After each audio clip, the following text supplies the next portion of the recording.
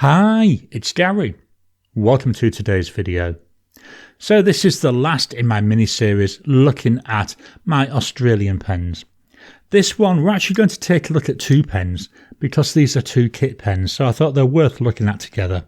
It's not going to be a standard showdown. What we're going to do is just take a good look at the pens. We're going to walk through the body, do some size comparisons. We'll do our weights and measures, a writing sample. Then I'll give you my thoughts on these pens.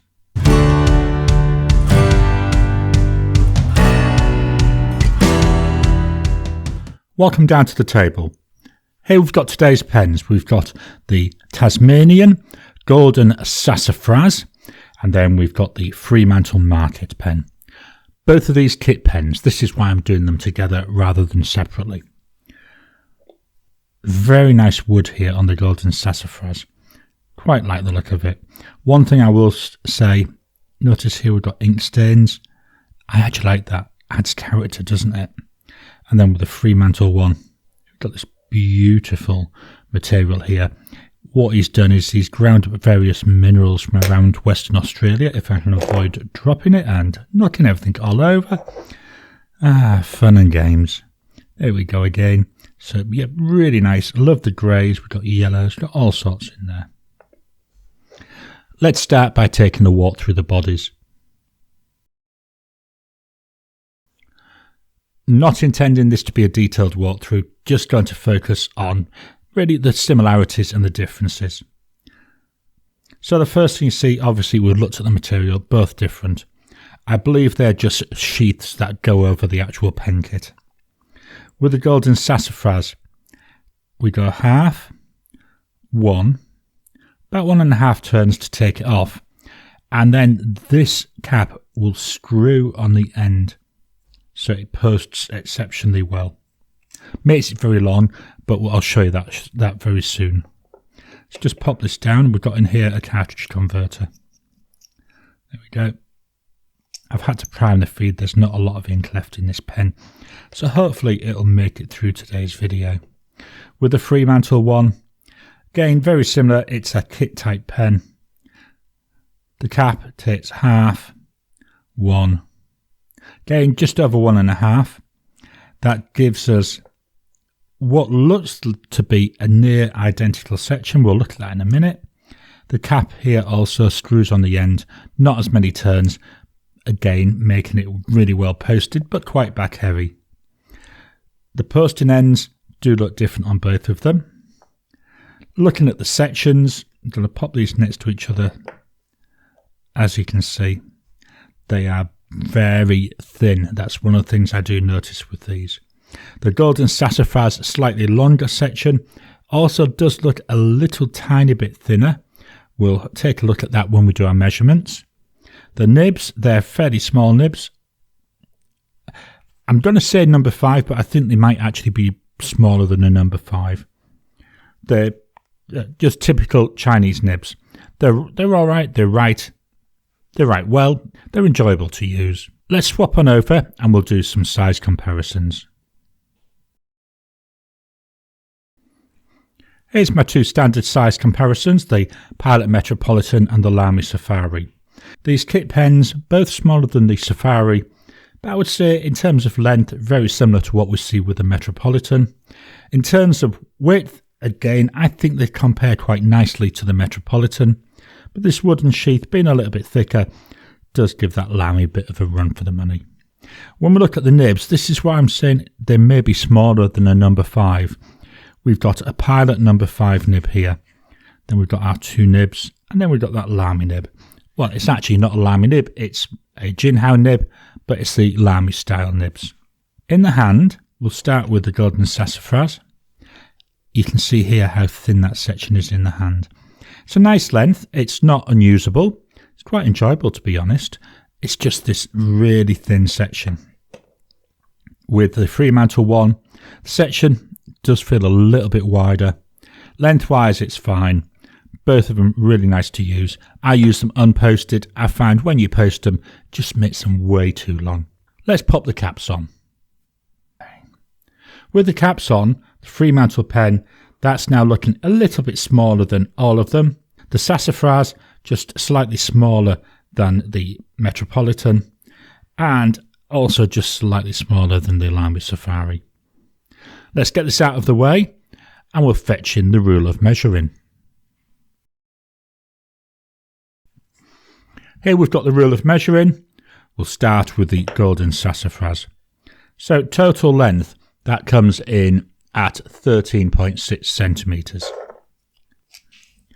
Unposted, here we're looking about 12.3 centimetres. Posted, once I can get this to turn right, there we go. It's a bit of an issue there getting it onto the threads. So posted, 17.3 centimetres, quite long. The width of the body at its widest part about here, that's 1.5 centimetres. The cap, about here, the widest part, that's 1.7 centimetres. And then the section, that goes from 0.8 up to 0.9. So, as I say, very thin feeling section. With the Fremantle pen, unposted, 13.4. So, virtually the same in terms of that length. Unposted, 12.3. And then I'll post the pen. This comes in at 15.7. So posted, definitely shorter. The size of the body, the width of the body here, so its widest part, that's 1.3 centimetres. And the cap, 1.5 centimetres.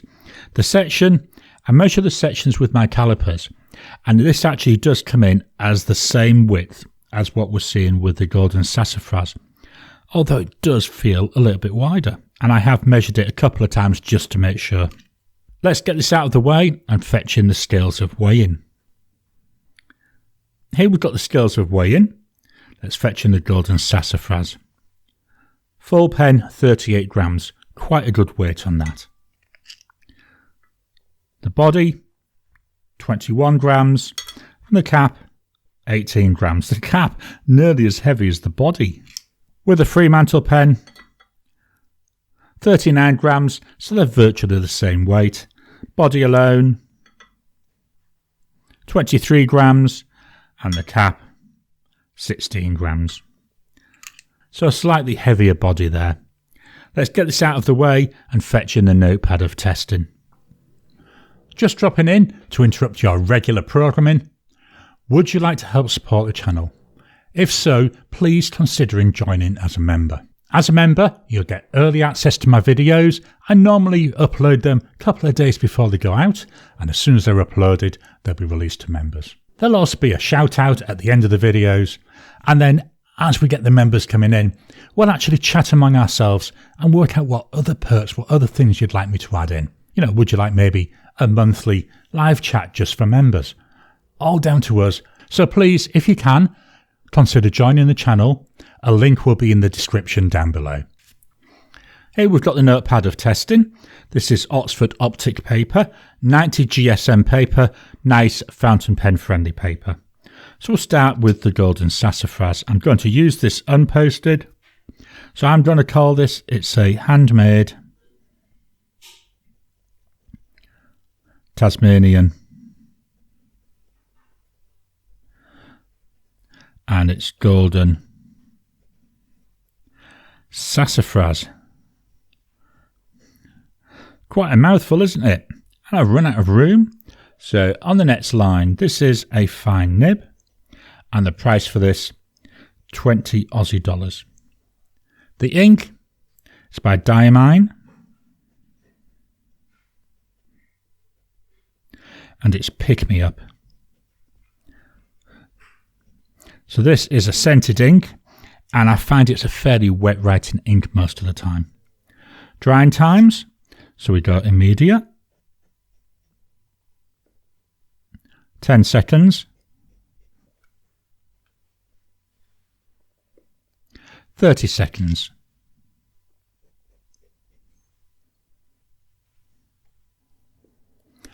and 1 minute.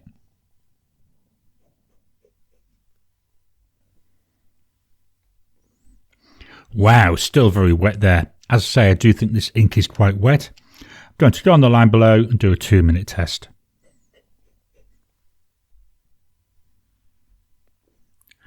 After 2 minutes, we've still got a little bit there of the smudge. Hopefully you can see that. Very wet writer. Line variation. So here's no pressure. Then I just add a little bit of pressure, not a lot. So I'm seeing a slightly wider line there. So no pressure, with, none, and with, none, and with. I'm going to move the mic down to the page so you can hear the pen writing.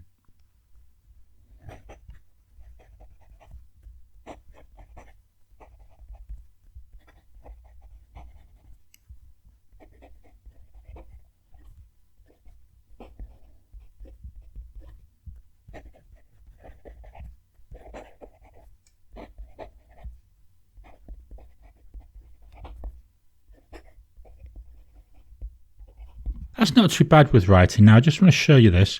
What I find with this pen, the body does come unscrewed from the section as I'm using it. I normally would hold my pens down here, but it's just so uncomfortable, so I have to hold this one a little bit higher. But it does write nice. It puts down a nice line. I like this Diamine pick-me-up. So it's a brown ink, and hopefully there you can see that nice, beautiful green sheen. I'm hoping that's coming over on the camera. Flow test. And going backwards. Yep, that flows really well. Just for full transparency, I hadn't used this pen for about a week before recording this, and I had to prime the feed. So there was a drying up issue there as well. So that's the Tasmanian Golden Sassafras. Let's move this on up. Now we've got the Fremantle pen. So we've got here a Handmade Fremantle. And this is a medium nib. The price for this is very difficult. It's $99. That's what I paid. But that was for the fountain pen, and you also had to buy a ballpoint pen in the same material. The ballpoint pen, when we brought it home, this is about 3 years ago, went in the drawer and has never come out. So I'm saying this is $99 purely because it included that ballpoint. I'd have quite happily paid $50, even $60 just for the fountain pen. That ballpoint pen, that's just been wasted. The ink in here is by Diamine. So getting a little bit of an issue with the flow. And it's a Ghost. Nice, beautiful grey ink. Drying times, so we go immediate. Get a clean finger. A lot drier looking, isn't it? 10 seconds. 30 seconds.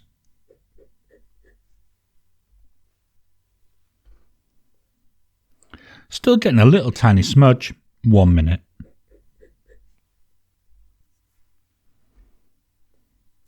After a minute now, that's nice and dry. Let's look for line variation. So no pressure, with a bit of pressure, none, with, none, with, none, and with. Not really much in terms of line variation there. We'll move the mic and write the sentence.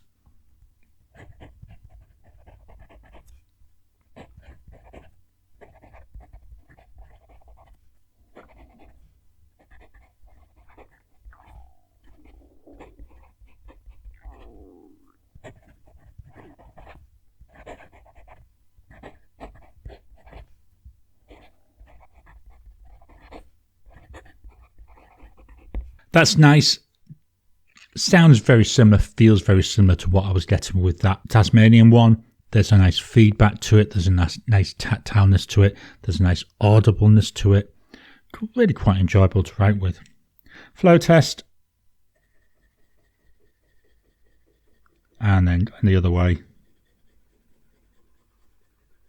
Very nice, keeps up.